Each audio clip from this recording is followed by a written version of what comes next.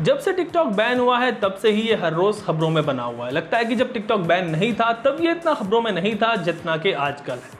इस ऐप के बैन हो जाने के बाद कुछ लोग बहुत खुश हैं, कोविड ना होता तो शायद इसकी खुशी में पटाखे फोड़ दे, लेकिन कुछ लोग हैं जो अभी भी टिकटॉक की वापसी का इंतजार कर रहे हैं। और इस इंतजार की वजह है कुछ मैसेजेस और वीडियोस। इनमें कहा जा रहा है कि 22 या 23 तारीख से टिकटॉक वापस आ जाएगा। तो चलिए आज के इस टेक टॉक वीडियो में इसी पर बात करते हैं और जानते हैं कि इस दावे में कितनी सच्चाई है और क्या टिकटॉक आज या कल से वापस आएगा या फिर नहीं।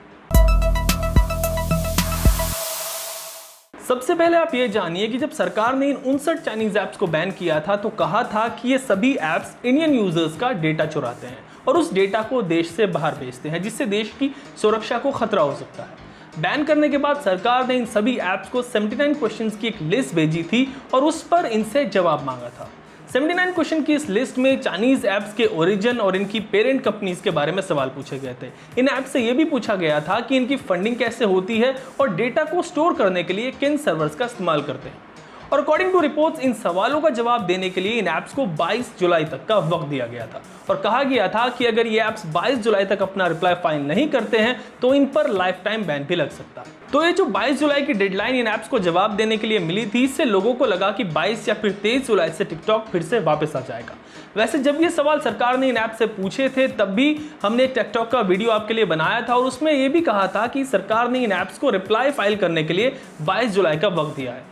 इसलिए जो 22 जुलाई की डेट है अकॉर्डिंग टू रिपोर्ट सिर्फ रिप्लाई करने की डेडलाइन है, जिसके अंदर इन चाइनीज फर्म्स को सरकार को जवाब देना है और ये साबित करना है कि इन्होंने इंडिया में काम करते हुए किसी भी कानून का उल्लंघन नहीं किया है। इसका मतलब ये बिल्कुल नहीं है कि टिकटॉक और दूसरे चाइनीज ऐप्स 22 या फिर 23 तारीख यानी आज या कल में वापस आ जाएंगे। हालांकि 29 जून को जो सरकार ने बैन ऑर्डर जारी किया था वो एक इंटरिम ऑर्डर था और परमानेंट बैन नहीं था। लेकिन इन ऐप्स की वापसी भले ही नामुमकिन ना हो लेकिन मुश्किल जरूर है और आप ये मानकर चलिए कि नियर फ्यूचर में तो इनमें से कोई भी ऐप वापस आने वाला नहीं है। इनका जवाब जब सरकार को मिलेगा, सरकार उसको देखेगी और फिर एक पूरा प्रोसेस होगा जिसके बाद गवर्नमेंट आगे कोई एक्शन लेगी। अगर सरकार इनके जवाब से सेटिस्फाइड नहीं होगी और उसको लगेगा कि ये ऐप लॉ को फॉलो नहीं कर रहे थे तो इन पर लगे बैन को एक्सटेंड किया जाएगा। वैसे भी आप और हम जानते हैं कि ऐप्स हमारे और आपके डेटा चुराते हैं और हमारे और आपके डेटा को चाइना भेजते हैं, दूसरे देशों में भेजते हैं।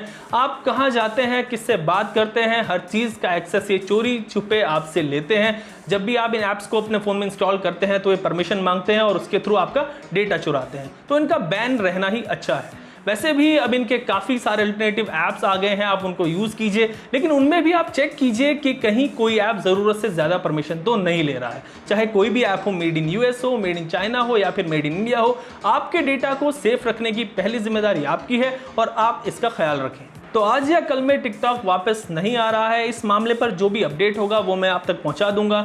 आपका इस पूरे सिनेरियो पर आपकी क्या राय है, या आप मुझे हमारे कमेंट सेक्शन में जरूर बताएं और लेटेस्ट न्यूज़ एंड अपडेट्स के लिए देखते रहें एबीपी अनकट। एबीपी न्यूज़ आपको रखे आगे।